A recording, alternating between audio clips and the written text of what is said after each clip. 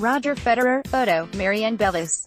The number 2 seed needed no introduction in his second home. He has been coming to this tournament since he was 20, before he had won any of his 20 majors. This week, he notched up his 50th match win here on his way to his 11th semi-final, and was chasing his 8th title in the Emirates. But there were a couple of important targets at stake for the Swiss champion. His ranking this season had slipped to number 7, after he failed to defend his Australian Open title and opted out of Rotterdam, where he won last year. But making the final here would take him to number 5, and winning the title would return him to number 4, and ahead of the major-sized double-headed Masters in Indian Wells and Miami. That was a prize worth having, a prize that would ensure he did not meet Novak Djokovic, Rafael Nadal and Alexander Zverev before the semi-finals. That, though, was a means to an end.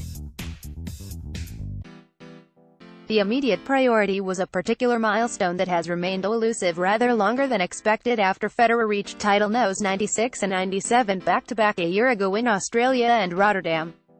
Number 100 beckoned, but he fell 1 win short in Indian Wells, 1 win short in Halle, 1 win short in Cincinnati. Stuttgart and Basel delivered no's 98 and 99, but 2018 ended without his 100th. Once he lost in the 4th round at the Australian Open, the spotlight turned on Dubai, and a prime chance to put the chase to an end. Federer spends much of his training season here, has an apartment here, and as that record over the years proves, has done pretty well on its courts. However, on semi-final day, he knew that all 3 remaining men had scored significant wins over him. Gael Monfils had won 4 of their last 8 matches, and pressed the Swiss to the limit in many other meetings. In the event, he was put out of the equation by 20-year-old Stefanos Tsitsipas, who continued his superb season with a grueling and gutsy 3-set win over the Frenchman. And Tsitsipas it was who had played Federer at his own game in Australia, a brand of expressive, attacking tennis with echoes of his idol, and won in an extraordinary 3 3/4-hour 4 sets. Certainly, Federer had beaten him in an equally high-quality match at the non-tour Hopman Cup, but Australia was a tough blow to take for Federer from a man almost half his age. As he said after his semi-final here, "Obviously, I was horribly disappointed and upset that I missed as many breakpoints as I did. He had 12, had all the opportunities that I had. That match kind of hurt in some ways. But, you know, it's part of the game. He did very well to get out of those tricky situations." Tsitsipas has certainly built on his outstanding start to the year, his first major semi in Australia, victory in Marseille, and now the final in Dubai. But first, Federer had to take on another impressive young player, born at Coric, who had upset Federer not once but twice last year.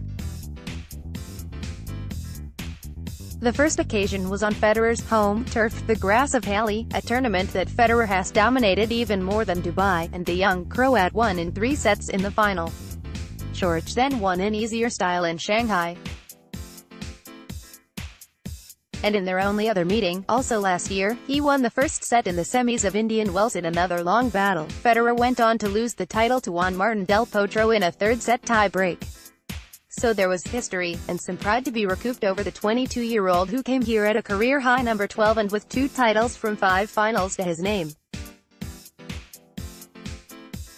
Both men, young and old, had been forced to 3 sets multiple times this week, though Coric had burnt the midnight oil. 3 3-setters that finished late into the night. His quarterfinal ended at 1 a.m. in his 3rd successive tie-break conclusion. In truth, Federer was yet to find his best tennis and rhythm in the blustery conditions that have hit Dubai this week. Against Coric, that changed, as Federer piled on the attack at the front of the court, and ran Coric ragged with pitch-perfect drop shots, and a few lobs to wear down the weary Croat. The Swiss broke in the 3rd game, and came through deuce for 3-2-1 with 2 more drop winners. Another break and hold, and it was 5-1 before Coric managed another game, and that was via 2 more break points. And the second set unfolded along similar lines, with Federer taking control at the net or passing down the line when Coric attempted to change things up. The Swiss broke in the first game, again in the 7th, and served out the win to love with an ace, 6-2, in little more than an hour. Federer, then, is into his 152nd final as he contemplates one more hurdle to number 100, though it is a tall and very dangerous hurdle. Federer described Tsitsipas in the most complimentary terms. It's not the classic one-dimensional way of getting it done. He has many ways to do it. That makes him tough to play, tough to beat. He showed me that at the Australian Open, how hard he is. What I like about him is how he's able to take the ball early time and time again. Serve, takes it early, comes to the net. Then on the backhand side, he has more air, which gives him a bit more margin. Yeah, for a big guy, he moves well. It's nice to see all the qualities that he has. He has different ways to win points, which makes it hard to play against. One thing is for sure, it will be a final full of flair, attack, pace and variety. The tournament has been sold out all week, so unless you have a ticket, find the nearest screen for what may be a piece of tennis history.